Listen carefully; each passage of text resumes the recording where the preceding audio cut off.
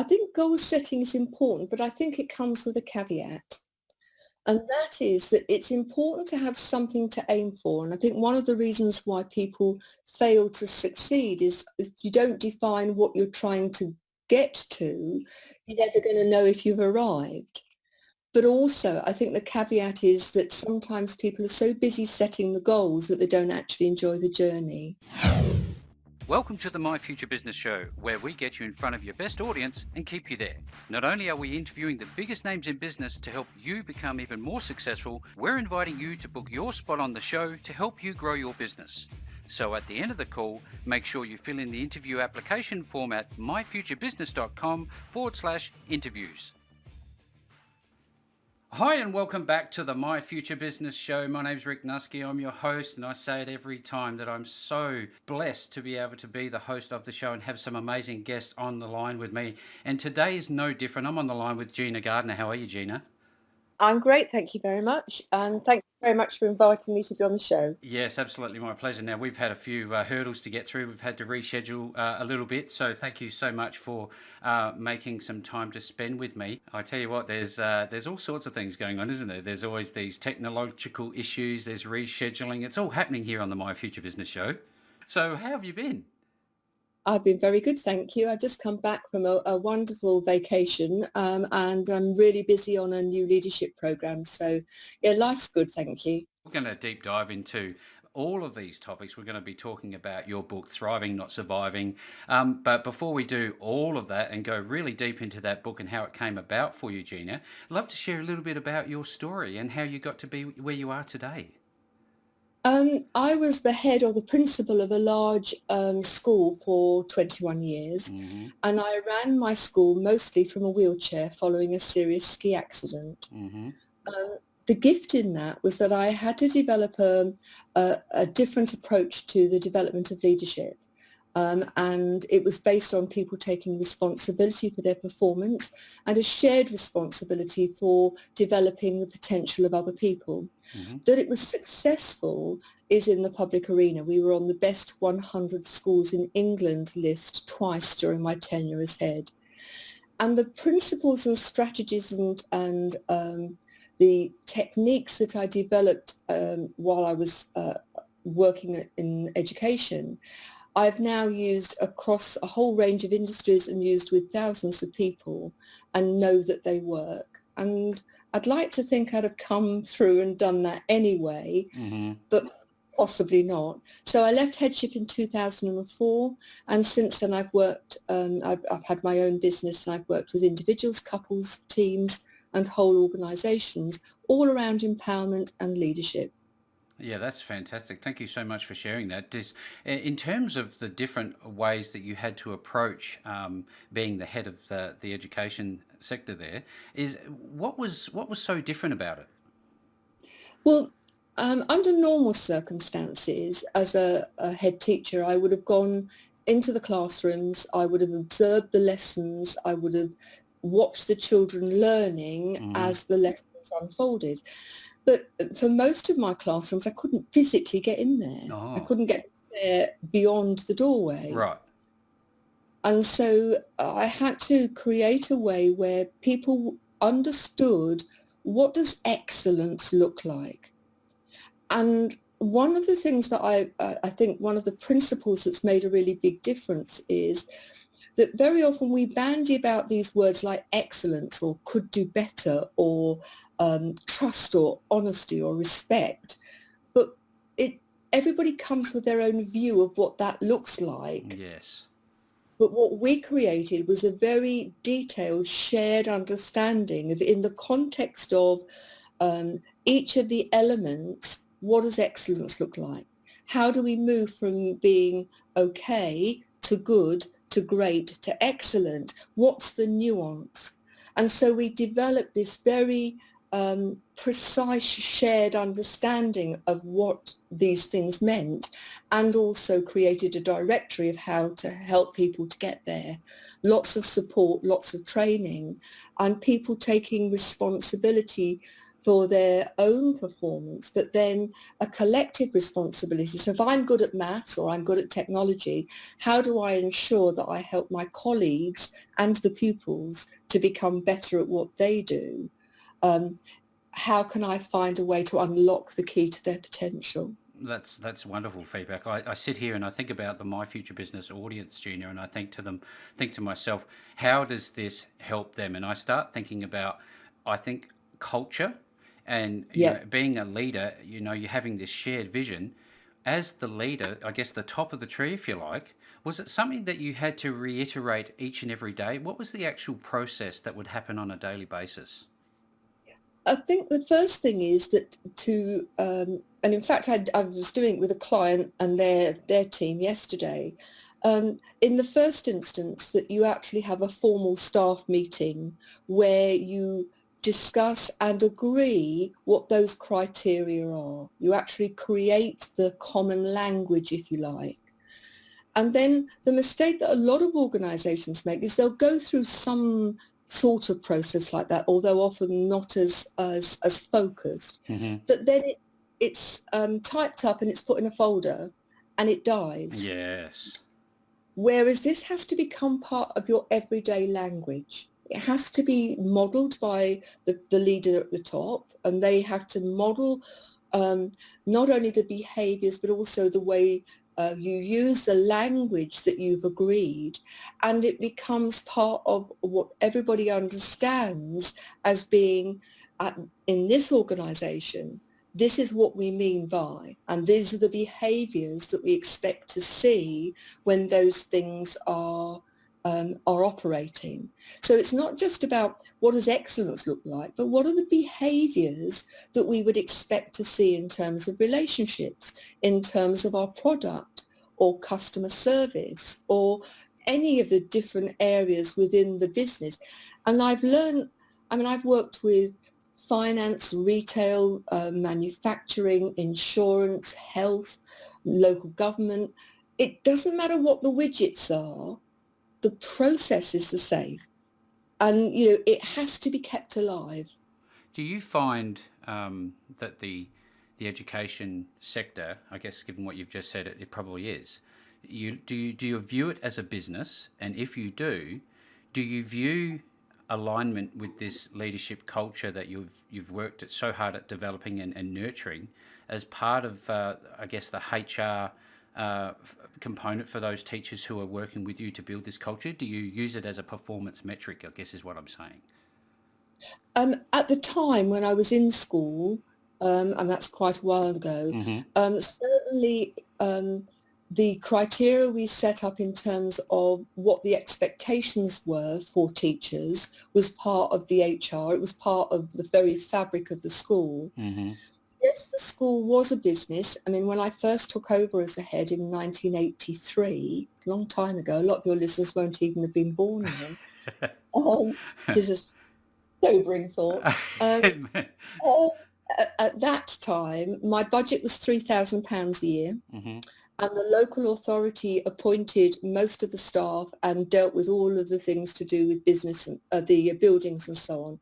My only responsibility was to buy the consumable stock, books and so on. Yep. When I left, my budget was £1.75 million, That's and I was responsible for everything. that's quite a jump, isn't it? It certainly is. And that's over 21 years. Yes. But there is a difference, I think, fundamentally between, yes, it is a business in the sense that it has to balance the books, but the profit is actually in the value that you add to the people within it rather than a monetary profit. It's not about trying to have money in the bank. It's about trying to bank that learning experience, Yeah. if you like, Yeah. that curiosity and love of learning, for which there is no monetary value. One could say it's priceless. So there is that variance. But in reality, the principles of running a successful organization, whether that's a school or it's a factory or it's an office or a laboratory, are about how do we show value? How do we maintain loyalty? How do we give good service? And so those principles are identical. Do you find that, given that individuals are exactly that, teachers working with you on building a culture in this way, if there's this idea, I guess, natural variation, people want to do their own thing and push the boundaries of what culture means in a business. Is there some sort of a credo or a documentation that you refer to and train them on to get them to see your vision? Because I find that could be quite difficult. The documentation was what we created ourselves. Right. So we sat down, this is very early days. One of the things, and I don't actually know where it came from in the sense of doing it. I think it was something that I did naturally. And part of that was because I'd worked in 2 schools with 2 terrible head teachers who didn't share anything, and there was no understanding. So we all did our own thing. And I think, having worked for them, that what I wanted to do was to create something that was very different. And so I simply sat down and said, what do we want to stand for? What is it that we want this organisation? And bearing in mind, I've not been in school now since 2004, Mm-hmm. but this is true of every organisation I've worked with, that one of the first conversations when I've worked strategically with the decision makers and the owners or the CEOs or the directors, the senior managers, is, what do you want your organisation to stand for? Yeah. Because once you've got that clear, then everything else goes back to that. And you can say of any activity or any investment or any staff change, how does that help us deliver our vision? Because if it doesn't, why are we buying it? Why are we doing it? Why are we appointing that particular person? And so the vision is something that to aspire to, but it should become like, I don't know if you have rock at the seaside there, but here we talk about Brighton rock, where you've got the sweet peppermint rock sweetie that's round and about a foot long, and everywhere you cut it, it says Brighton rock. So an organisation's vision should be like that whoever you talk to, whatever activity's going on, that should embody what the vision is. So for me, my vision for school was that we would provide an excellent standard of education where children were encouraged to be curious and to love learning, to feel happy, secure and safe. Now, I was working with a laboratory yesterday. They make something like £250,000 worth of teeth a year, implants and crowns and so on. Their vision is that they will provide the highest possible quality product for their patients so that their smile is something they can be proud of. And so everything they do, is this going to help us create the highest possible quality product? If it isn't, why are we doing it? Why are we buying it? Why, will this enhance what we do? Are we going to stand above our competitors because the quality of our work stands out as being something really good? And at that level, it also is of value in terms of, yes, it's a high quality product, but it's not disproportionately expensive. I'd love to now go into the pathways to happiness, success, and fulfillment inside of your book. How did it come to be that you started talking about this so much that you were compelled to write this wonderful book? It's not my first book. No. I've written a number of books. And I suppose that Chariots on Fire was the start of it. Chariots on Fire I'd written a few years before, which was a little bit of my story and the personal strategies that I used to live a positive life, to give myself the positive advantage. But over the years, that thing I'd moved on, and that there was an even greater understanding of how to help people live a happy, successful and fulfilling life. And one of the things that over the years, working with so many people, is that what I noticed is it didn't matter whether they were personal clients or they were couples and relationship clients, or they were business clients. that whoever they were and whatever they originally came from, at some point during our work together, we would look at the 5 strands that come in thriving, not surviving. Because number 1 strand is about self-belief. If you believe you can, then you're halfway there. If you believe you can't, then it's a done deal. And so looking at the beliefs that you have about yourself and about the world, they become a self-fulfilling prophecy. So however I work with, at some point in some way, we look at their beliefs. And out of that comes greater self-confidence, greater self-worth, and the capacity to recognize that our beliefs, which are created when we're little, have the power to limit us or to make us feel more powerful and free. Let me give you an example. Yeah. I'm an NLP master practitioner. That's neuro-linguistic programming. Yes. And I did all of my training with the same organization. And when I finished, I thought, well, I'm going to go and see how other people use it. And I decided to go and watch Tony Robbins. Now, at that time, my view was big American guy, very well known, very well off, all American hype. And when I got to the Excel Centre in London, there were 10,000 people on the course. Wow. And part of the course was to do a fire walk. Now, your listeners may be familiar with that, but for those who are not, a fire walk is where you walk in bare feet across red hot burning coals for about 30 feet without burning your feet. Goodness me. Okay. Sounds out there. It is. And I was really impressed that 9,990 people did the fire walk, and they got through it in 45 minutes and nobody was burned. Wow. But that's not the point of the story. In the morning of the course, Tony Robbins talked about a course that he was running in America. And I thought, I'd love to do that, but I don't think I can, because at that time I didn't have an electric travel chair. Right, yeah, yeah. I can't do it in the manual chair. I can't do it on my own. And I dismissed it. And my belief was, can't do it. Despite the fact that I travelled all over England because I worked for the government as an advisor whilst I was ahead and did all sorts of things at the National College. And I used to have a driver and go from home to all of these places. Mm-hmm. Not a problem. But I decided, I believed I couldn't do it. I did the fire walk, and at that time I could only walk a few steps unaided, and I was absolutely thrilled as I sat back in my wheelchair. And the guy behind me was a double amputee, and he tipped himself onto his hands, and he walked the fire walk on his hands. And I was gobsmacked, wow. I think is the... I feel the same way. And I thought, if he can do that, then I can jolly well get to America and I can do the course. Yeah. And since then, I've been all over the world. I've done all Anthony Robbins training because I actually found it to be really, really powerful. Yeah. And I'm forever grateful for that guy, who I have no idea who he is, and he will have not a clue of the impact that he's not only had on my life, but I talk about him all the time. Yeah. And the impact he's had on other people's lives. If you believe you can, then you can. This is that self-fulfilling prophecy, isn't it, Gina? Absolutely. I mean, have you heard of Roger Bannister? I have.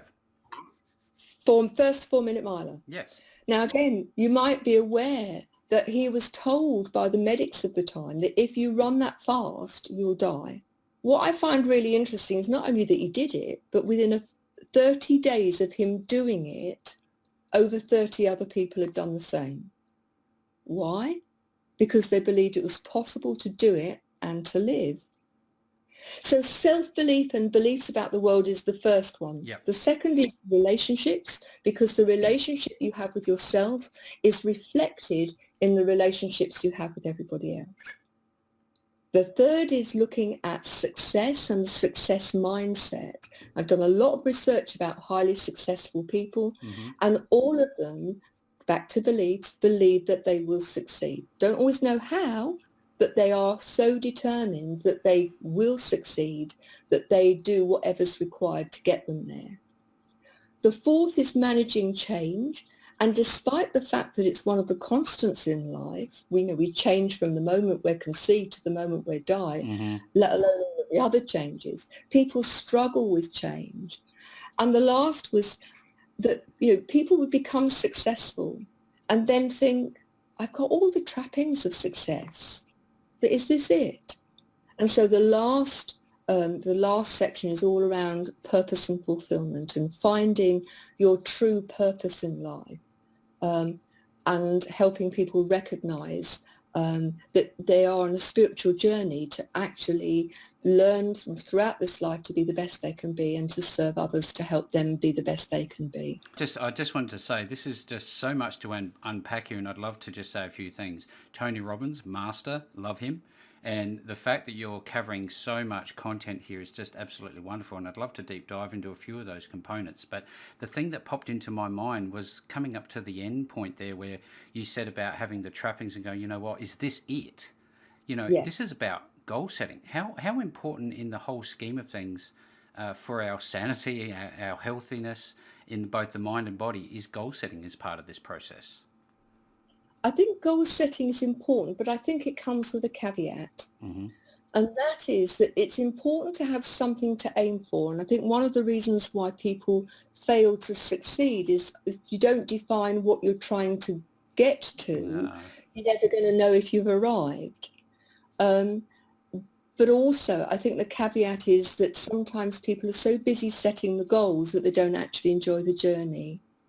And I think there's got to be a balance between, this is where I want to get to, and being very clear about what your goals are, and more importantly, why are those goals important? Because if they're not important to you, you won't stick at it.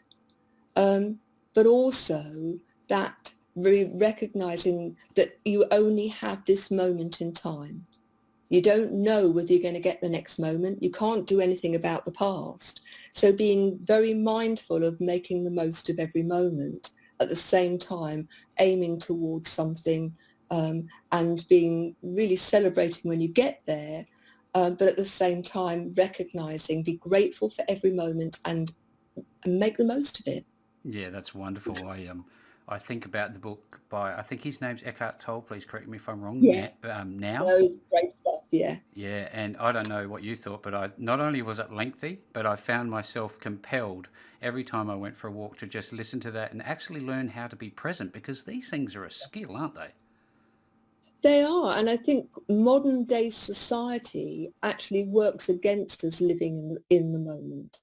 If you think about all of the distractions that we have, I mean, I find it quite interesting. For me, the natural world for me a great source of keeping me grounded and in the moment. Mm-hmm.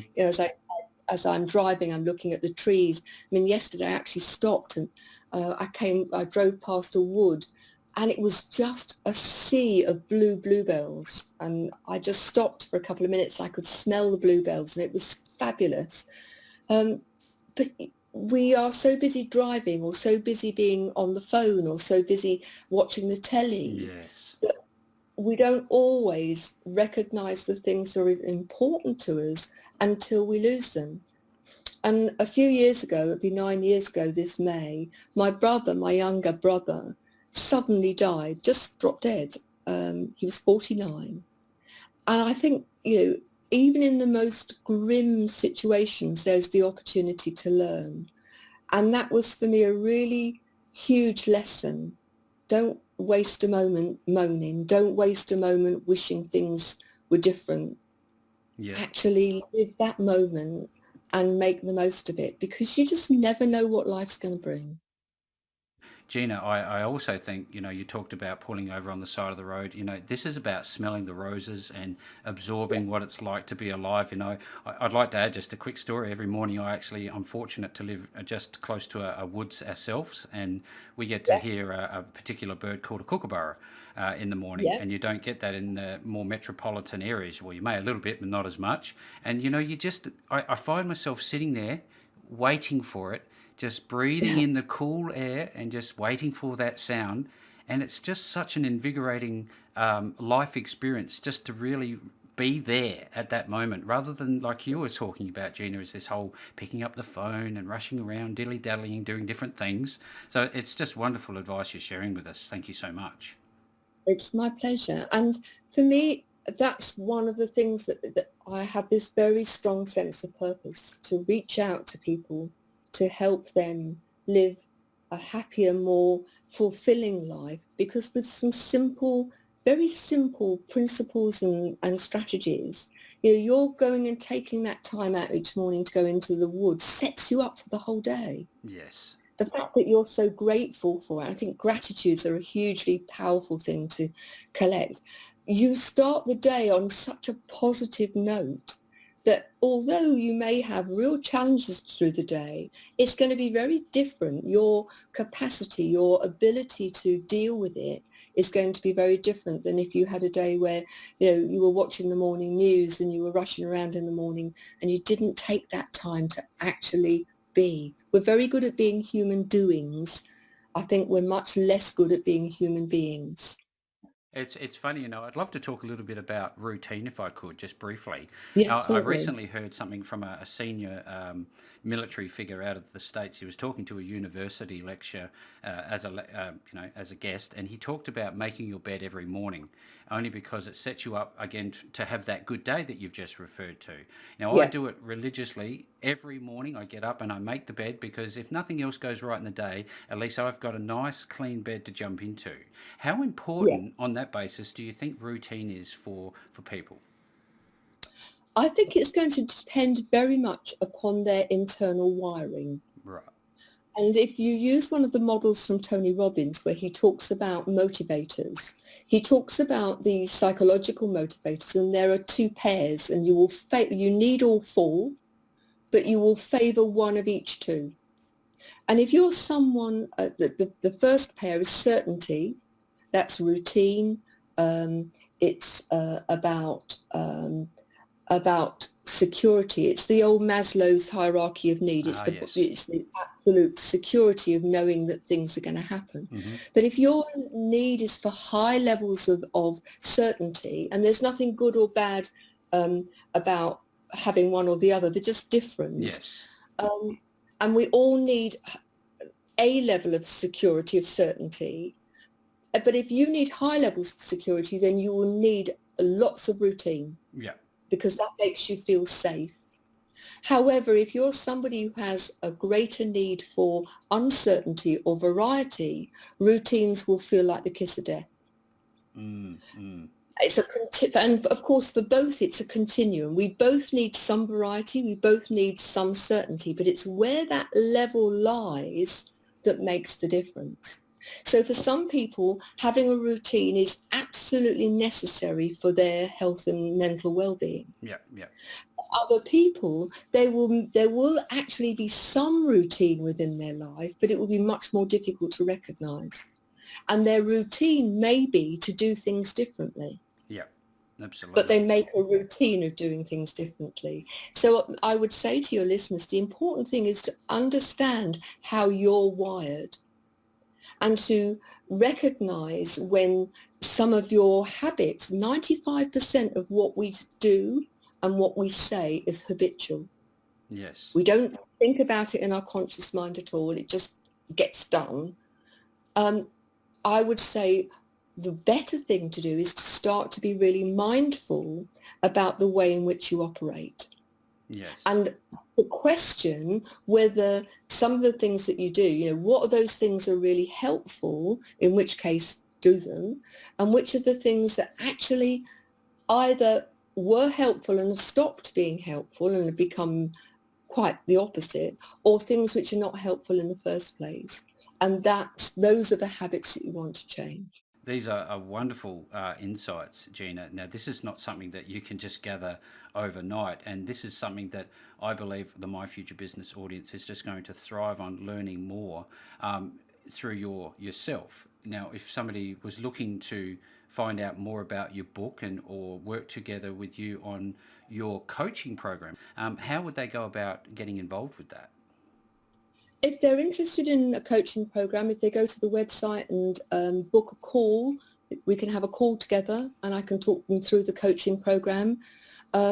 If they're interested in looking on the website, there's loads and loads of free resources there. They can get a free digital download of the book. They can get access to a free TV series that I've created, which explores some of these themes in a lot more detail. But you'll find contact details on the website. Just contact me and I'll very happily contact them back. And the coaching program is a 3-month program, really intensive for those people who want to get going and want to take action. Then, that program is designed for them. Well, that's what I was just about to ask you. How long does this program go for, and what is the actual, I guess, the context and the content that they'll experience throughout that program? So there's a 3-month program and a 6-month program, and there are clients that I work with on a longer basis. But within that context of 3 months, you can really make a flying start at making you're becoming much more aware and we look at the 5 areas and identify what are the priorities for you, because one person's may come thinking that there is a specific area of their life that they want to work on. Other people, they're much more general. They just want life to be better. And so to start with, we actually sit down and unpick what are the things that are going to make the fundamental difference?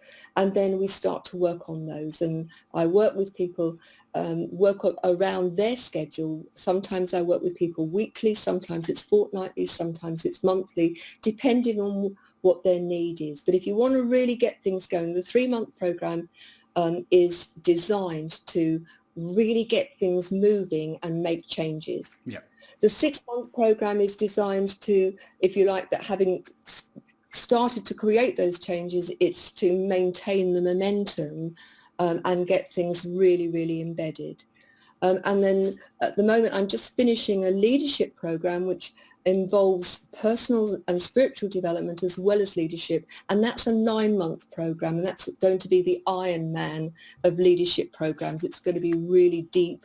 And there's going to be depth and breadth as well. And if people are interested in that, then just email me and you'll find the email on the website. Thank you so much for sharing all of this. And the website that everybody will go to who's on the call with us today would be genuinely-you.com. I'll make available the links back to Gina, and from there you can email Gina direct. Gina, it's been a wonderful treat spending some time with you on the My Future Business show today. Thank you very much for inviting me, and I really appreciate the opportunity, and thank you for your listeners for listening. Thanks for joining us today. If you enjoyed the call, then make sure to subscribe, leave a comment, share us with your friends, and book your spot on the show at myfuturebusiness.com/interviews. And if you're looking for solutions that will help grow your business, then visit myfuturebusiness.com/shop.